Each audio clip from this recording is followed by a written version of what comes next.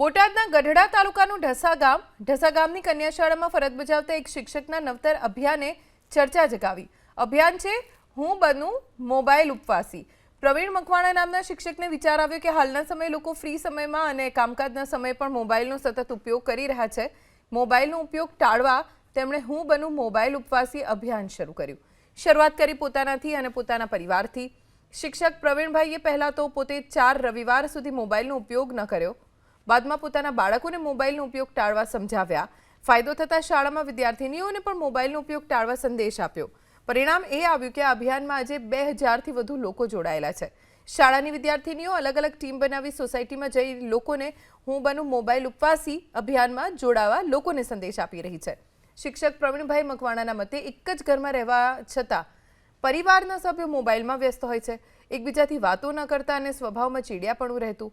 આ અભિયાનમાં જોડાયા બાદ પરિવારમાં અનેરો આનંદ છે। મોબાઈલ ઉપવાસ માટેનું અભિયાન ચાલુ કરેલું તો સરે એમને દીકરીને કીધું કે ભાઈ આ આપણે ઉપવાસ કરીએ।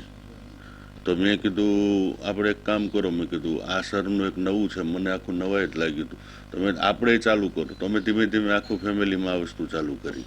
આપણે બીજા ઉપવાસ કરતા હોય આપણને એમ મોબાઈલ ઉપવાસથી કઈ રીતે રહી શકાશે, તો અમે જોયું, કલાક કર્યું, 2 કલાક કર્યું, તો જોવાનું કે આપણે મોબાઈલ ઉપવાસ કરીએ તો બધા સાથે ટાઈમ વેસ્ટ સારી રીતે આપી શકીએ બધા। નાનો એવો વિચાર છે કે ભાઈ મોબાઈલ ઉપવાસ આખા દિવસમાં અનુકૂળ સમયે કરીએ તો કેમ રહે। મેં કીધું કાંઈ નહીં, બેસ્ટ વિચાર છે અને મેં શાળાના તમામ સ્ટાફગણે એને અમલમાં મૂક્યો।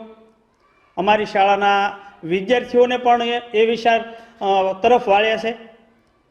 તેમાં ગામના ઘણા ખરા વાલી પણ જોડાણા છે। બાળકોને માટે અમે દર રવિવાર રાખ્યો અને વડીલો માટે સાંજે 7 વાગ્યાથી 9:30 સુધી। એ સાંજનો સમય એટલા માટે રાખ્યો કે સાંજનો પરિવાર આખો ભેગો હોય। સાંજના ભોજનને આપણી સંસ્કૃતિમાં વાળું કીધું છે। વાળું એટલે જોડાયેલું, પરિવાર સાથે જોડાયેલું, અને આ પરિવાર સાથે જોડાયેલું તો જ બને કે જો એ મોબાઈલથી દૂર જાય।